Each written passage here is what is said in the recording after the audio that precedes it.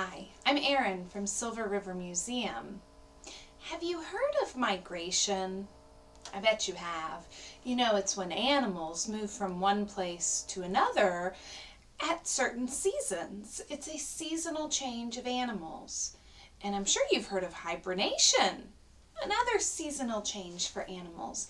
Well, did you know that plants can change according to the season too? Even plants in Florida. Today I have a simple experiment to show you one seasonal change of plants in Florida. Take a look at what I have here. Do you recognize this? Well, it's a pine cone, isn't it? So, I'm sure you've learned by now that pine trees don't create flowers. They create cones. And the whole purpose of these cones is to make seeds and disperse seeds. This pine cone doesn't have its seeds anymore, but it doesn't know it. Shh. And this pine cone is responsible for making sure the seeds get dispersed or fall to the ground at the right time of year. Because if the seeds fall in the wrong season, they won't grow. All right, so if you're going to do this experiment at home, here's what you're going to need. You're going to need to find a pine cone that looks like this. This comes from a longleaf pine tree, so it's big. You might have a different type of pine tree near your home, and so your pine cones might be a little smaller, but that's okay. But notice the scales of my pine cone, these are the scales, are open right now. That's important, okay? And then you're also going to need either a flexible measuring tape. If you don't have one of these, but you have some kind of ribbon or string and a ruler, you can do the same thing, all right? And then here, I have a container filled with water. It's big enough that the pine cone can fit inside. All right, so we said that this pine cone's job is to create seeds and then allow them to fall at just the right time. Well, I'm wondering, when is the right time? Summer? Fall? Winter? Spring? I'm not sure. But I know that at certain times of year in Florida, it's really wet.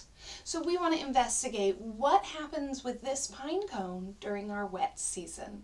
All right, so the first thing I'm going to do is I need to measure my pine cone before I ever start the experiment. And I'm going to take my pine cone at the widest part and I'm going to measure in centimeters if you can. Scientists like to use the metric system, which is centimeters, not inches.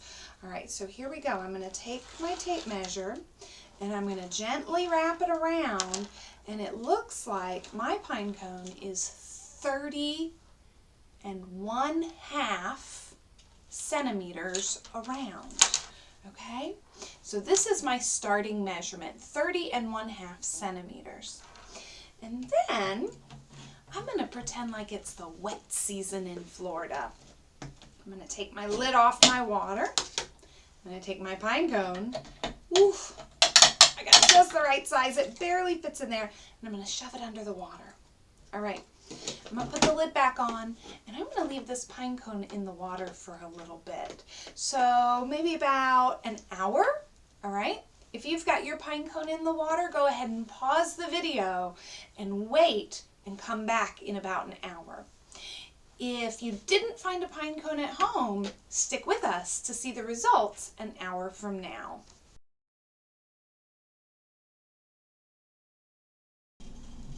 Okay, my pine cone's been in the water for an hour, so let's go ahead and take it out and see what it looks like. I've put a towel down because it's going to get wet. And here we go. Take a look. A little different. It looked a lot like this pine cone at the beginning. And then after it was in the water, you see the scales have closed. Let's take a measurement so we can compare the size around the pine cone after it's been in the water. Okay, remember, we're taking this measurement in centimeters. All right.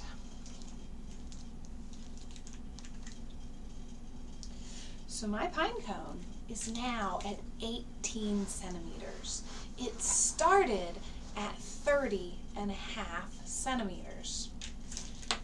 What do you think will happen when this pine cone dries out? If you're doing this at home, give it a try. You can just leave it out. It might take a day or two, but you'll notice that as it dries out, it will once again change.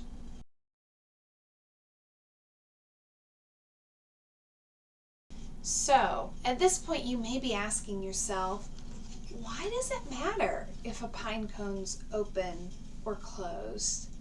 And why wet weather? Well, that's a really good question. You see, we talked about this pine cone creating the seeds. These no longer have the seeds, remember? But if they did, they'd be on each scale. And the seeds have little wings so that when they're ready, the wind picks them up.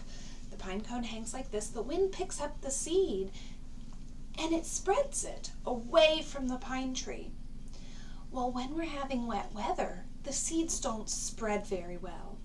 And if they fall right under a big pine tree, when they sprout, they won't get enough light. So it's really important that the seeds are spread during a dry time of year so that they can spread further away from their parent tree. I hope you've enjoyed this lesson, and I can't wait to do some more lessons with you. Take care.